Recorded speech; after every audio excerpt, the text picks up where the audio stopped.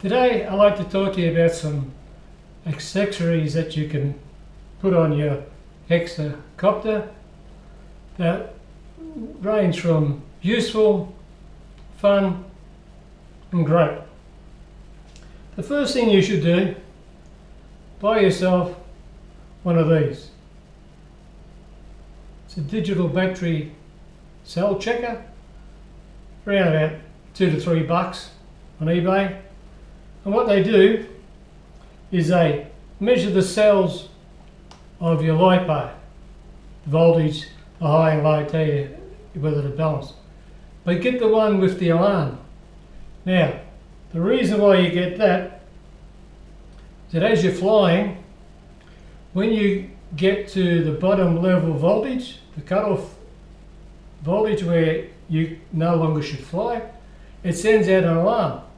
So you actually can hear it and you know that I better land soon, rather than you may be up high over houses and rivers and crocodiles or whatever. So it's quite simple. On the leads, I've marked mine red and black because you connect the left hand side to the negative connector. So you have one cell, it's the second one, 3 cells, it's 3. So it can do up to that many cells. So you just mark your black one, find your black lead, I mark that. I also mark all my cables with a dot and dot so as I can push them together quite easy in semi-darkness. So you just put that on there. Now the noise it will make when it just goes on is the noise you hear when you're flying when your battery is low. So this is a fully charged battery. That's the sound you hear, but constant. So you hear beep, beep, beep, beep, beep, beep, beep, and you know it's a land. So at the moment it's saying high to low is 8.5 is all, 425, 422 is the difference of the two cells. Difference between high and low is 0.03. So you can actually check your battery voltage anytime you like. I just push it in and it just dangles when it flies. No problem. So that's essential. I recommend it. That's the best value you can get.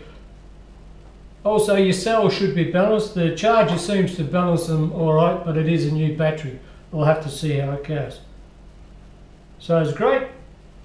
The second one, which fits in neatly into the little slots, is, and I've only got it holding on here by Velcro,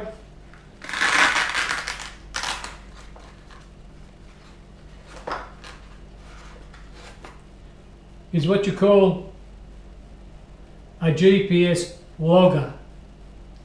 So what that does, it's a little GPS unit.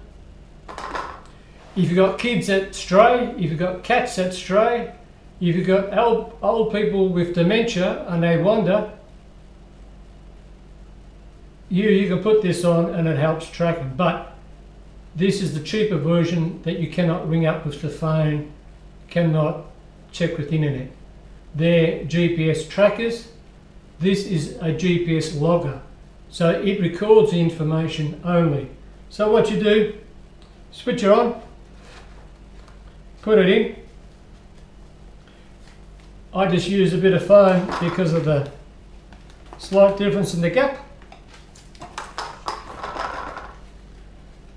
So this is just folded up to fit slightly in the gap. Pushes down into the gap.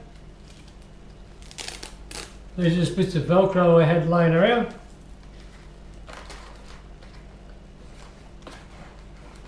Strap it in.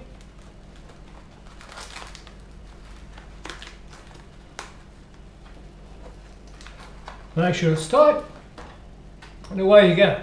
Then when you come back from your flight, take it out, connect it to your computer. You then it will show you the track, show you the speed, the time and the altitude.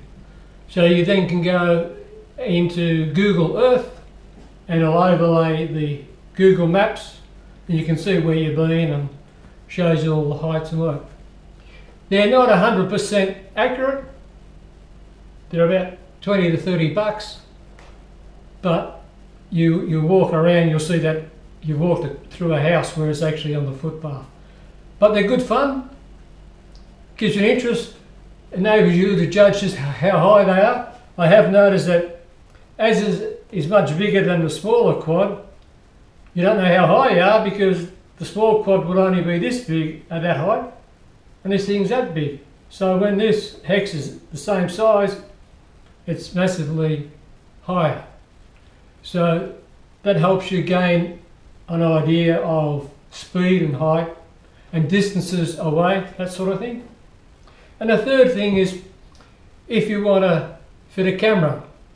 Now my earlier video on fitting a camera to the quadcopter is by far the most popular video I've put up.